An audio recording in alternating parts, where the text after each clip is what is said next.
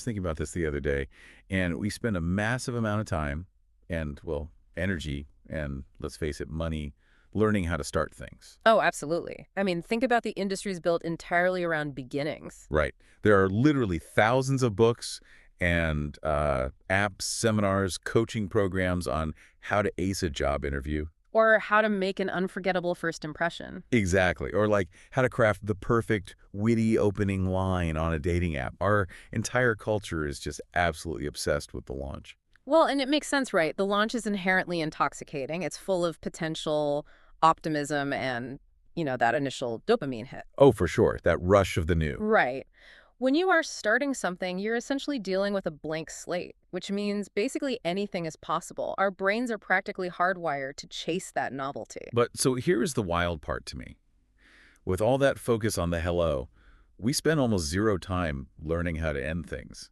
I mean, we just kind of wing it. And usually we wing it terribly. We do. We avoid the conversation. We drag the relationship out for months, like Right. way past its expiration date. Or we just vanish into thin air. Yes, the classic ghosting, which just leaves everyone involved feeling completely exhausted, confused, and honestly, sometimes genuinely traumatized. It really does. And we ignore the mechanics of the goodbye because, well, we view endings exclusively as failures. We do, yeah. But if you actually look at the psychology of human connection, healthy endings are like the absolute required foundation for healthier beginnings. I mean, you can't build a new house on a site that's covered in the wreckage of the old one. That is such a good point. So, welcome to today's deep dive, everyone.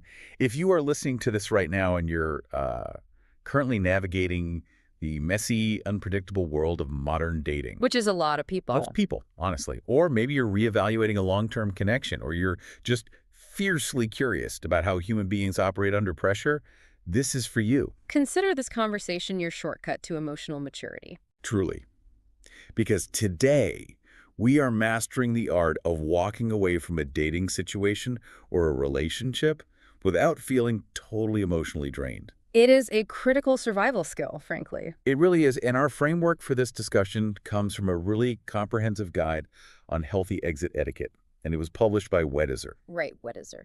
They are a platform dedicated to relationship advice, and their core thesis is essentially what we'll be breaking down today. Which is that you cannot find the right partner without knowing how to set boundaries and walk away gracefully from the wrong ones. Exactly. So let's look at the emotional baggage of this first, because before we even get into the actual tactics of a graceful exit, we really have to look at the friction. The why behind it. Yeah.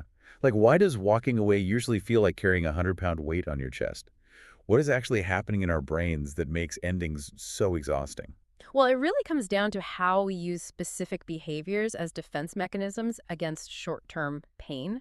Okay, tell me more about that. So we have this deep-seated evolutionary fear of inflicting hurt, because historically, causing conflict in the tribe meant risking isolation, right? Right. If you upset the tribe, you're out on your own. Exactly. So today, instead of being direct, we delay. We send mixed signals. We tell ourselves, we are just waiting for the right time. Which, spoiler alert, never comes. Right? Or we take the ultimate avoidance route and just ghost them. Yeah, and we convince ourselves we are being compassionate by not dropping the hammer. But honestly, by doing that, we are actually just creating this, low-grade, constant hum of anxiety for both people. Yes. That is the core paradox of avoidance.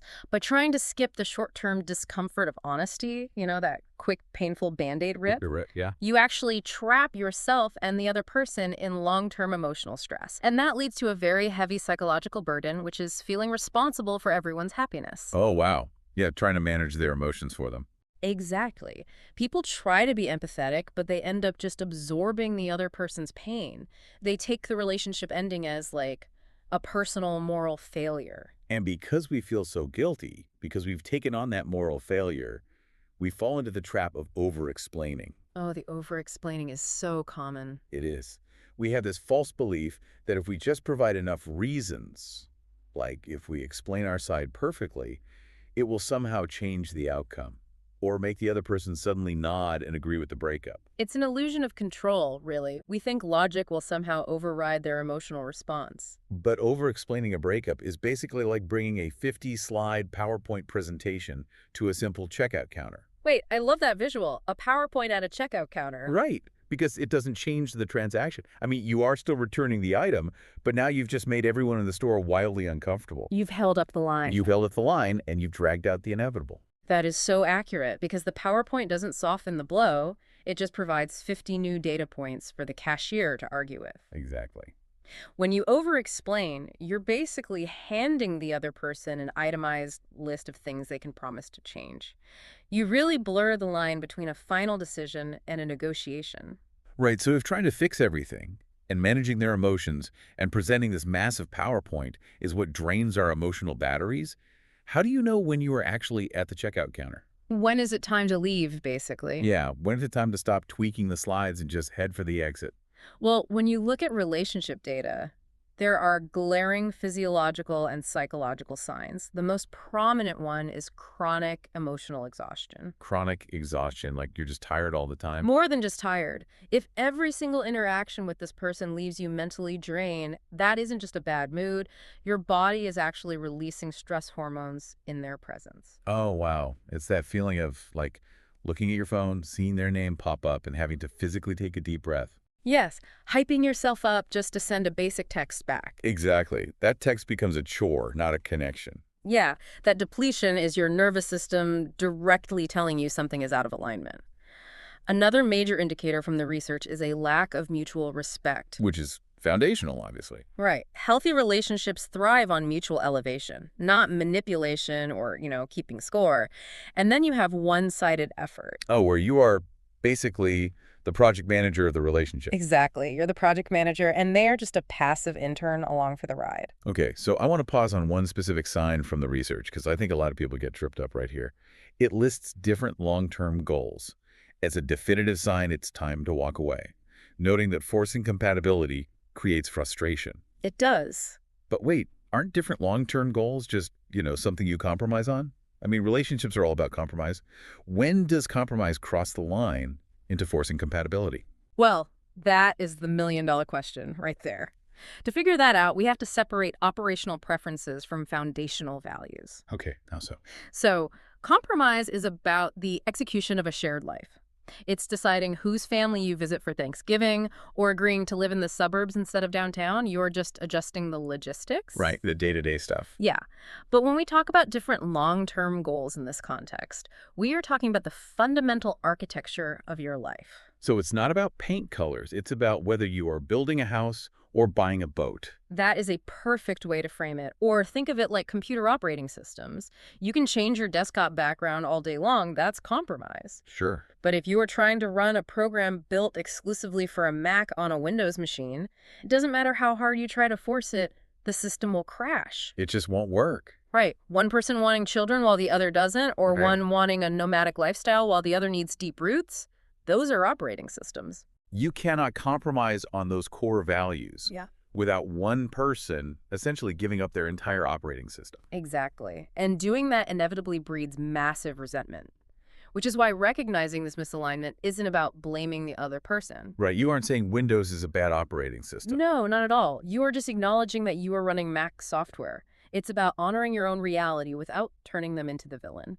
Okay, so you've recognized the operating systems are incompatible. The physical dread is there when they text. You know you have to end it. The writing is on the wall. Yes. How do you actually unplug the machine without causing a massive short circuit? Like, what is the protocol? Well, the Weddizer guide outlines 5 core principles to executing a healthy exit. The first is the baseline, which is simply be honest. Be honest. Sounds simple, but it's hard. It is hard, but kind honesty builds trust, even in an ending. The source example for a clean break is something like, I've really enjoyed getting to know you, but I don't feel we're the right match long term. I truly wish you the best. Clean, direct, no room for misinterpretation. Which brings up the second principle, which is keep it brief. Right. Cancel the PowerPoint presentation. Yes, cancel the PowerPoint. But I have to admit, I struggle with this one personally. If I just give a brief statement and I don't give them a detailed reason, won't they just keep texting me asking why?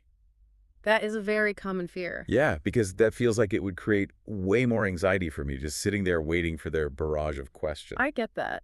But we have to look at how human psychology processes rejection. When we hear a long, detailed explanation of why we are being broken up with, our brain naturally goes into defense mode. It starts looking for loopholes. Exactly. If you say, I'm ending this because you work too much and we never see each other, their brain immediately counters with, but my busy season ends next month. I can change my